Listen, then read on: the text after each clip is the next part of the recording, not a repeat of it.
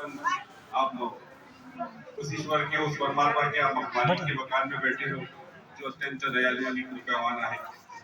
तो आज अभी रुक जाना 2 मिनट रुकना. आमचे दो विषय आहे, शेफ सर को मुस्लिम परिचय और रमजान परिचय.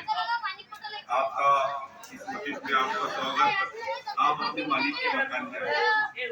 तो मालिक कुरान में म्हणता कि संपूर्ण मानव जात एक माता पिताची संतान आहे.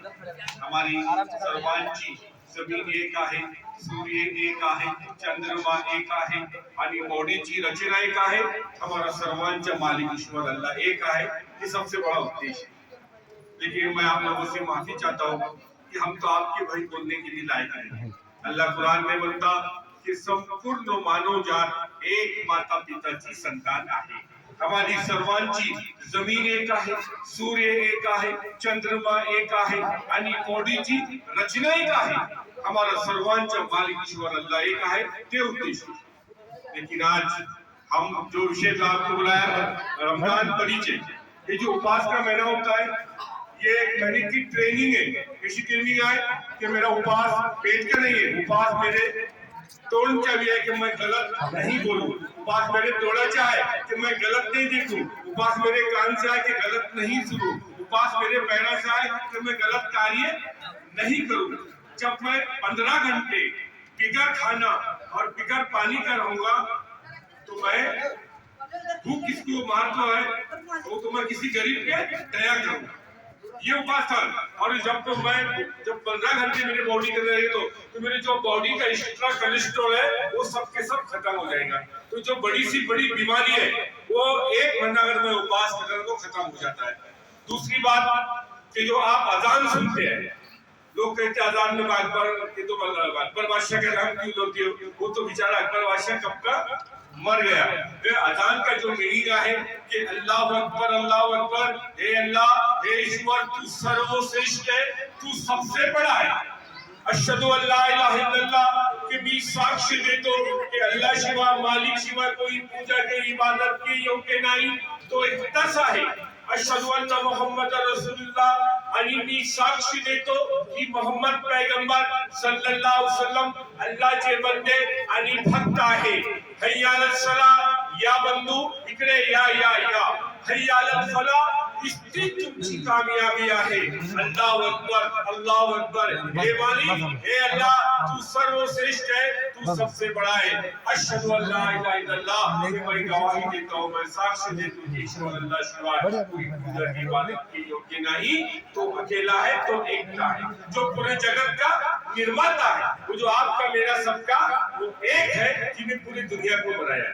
ये जो आप पायना देख रहे हैं, ये जब शुक्रवार के दिन क्या होता है, जब यहाँ पे नमाज होती है तो मौलाना इस पायरा पे चढ़ के एक 20 मिनट का प्रवचन करते हैं. लोगों के ईश्वर के बारे में बताते हैं, लोगों को मानवता की बात बताते हैं.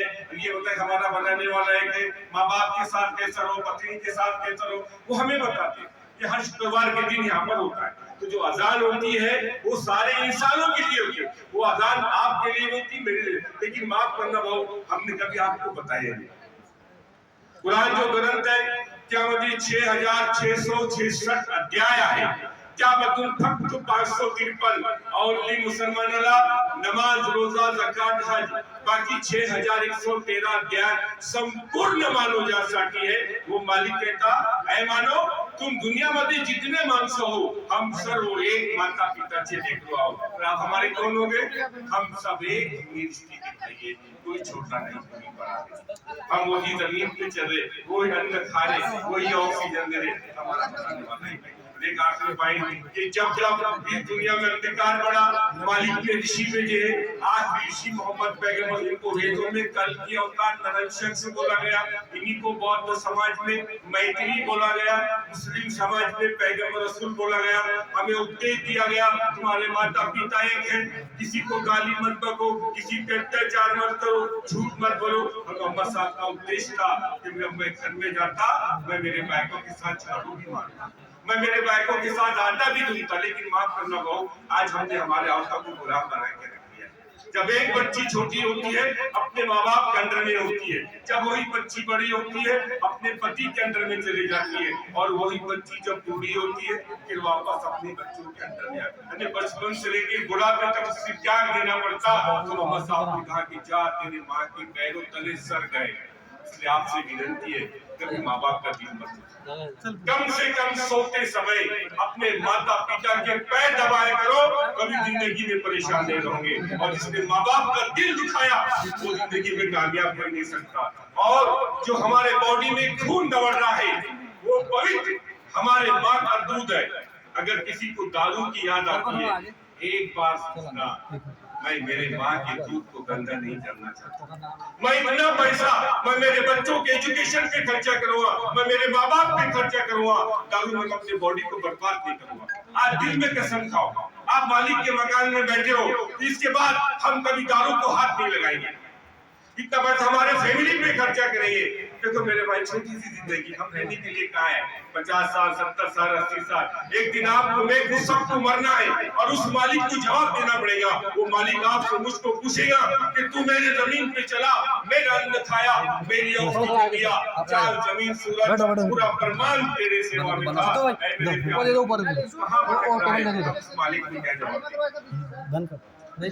कितना टाइम बाकी है? अभी 3 मिनट है। 3 मिनट बाकी है। 3-4 मिनट है। तो देखो वो अपना भी करेगा अभी इसके बाद अपन अवतार खोलेंगे। फिर अवतार के बाद में एक 10-15 मिनट का कार्यक्रम होगा। हमारे एक वक्ता आए हैं जो मराठी में बात करेंगे आपसे। तो नमाज के बाद में आपको सबको सिर्फ 10-15 मिनट के लिए बैठना है। उसमें वो हमारे जो वक्ता है जो एक बहुत अच्छी बात करेंगे, तो ये बात हमें बहुत कम सुनने के लिए मिलती है। तो आप आए तो कम से कम एक आधा घंटा भी अवतार के बाद में और वो फिर बैठ के यहाँ पे नमाज कैसी होती आप वो भी नमाज देख सकते हैं। क्योंकि आप गौर करिए कि यहाँ पे कोई ऐसा स्टेज कोई फोटो नहीं आपको नजर नहीं आएगी। हम उस मालिक के सामने माथा टेकते हैं, उसका कोई रूप नहीं आकार नहीं, जो हर जगह है वो आपको मेरे बातों पे सुन रहा है। तो हमारा पूरे जगत का निर्माता एक है, कोई छोटा नहीं कोई बड़ा नहीं। इसलिए सब हमारा दिल है तो साफ है। हर सबसे बड़ी बात लोगों को माफ करने वाला। क्या करो? माफ करो। जो भी अपना दुश्मन है आज दिन में होकर मैंने उसे माफ कर दिया। अल्लाह कहता है कि वो सब तुम जमीन वालों पे दया करो, आसमान वाला तुम पे दया करेगा। वो मालिक कहता है तुम जमीन वालों पे दया करो, आसमान वाला तुम पे दया करेगा। वो मालिक कहता है ये मेरा दुनिया ये कुटुंब है, ये मेरा जो इसके काम आया मेरे सबसे करीब है। एक दूसरे की मदद करो, एक दूसरे बात करने वालों माँ बाप की सेवा करो, और कम से कम सोते समय अपने माता पिता के पैर दबा दिया करो। कभी जिंदगी में परेशान नहीं होगी। और कभी माँ बाप को जोर से भी मत बोलना। अल्लाह कुरान में कहता है कि जब तुम्हारे माँ बाप बूढ़े हो जाए उनको जोर से भी मत बोलो। अगर तुम्हारे माँ बाप का दिल रुक जाएगा, मालिक कहता मैं तुम्हें माफ नहीं करूंगा।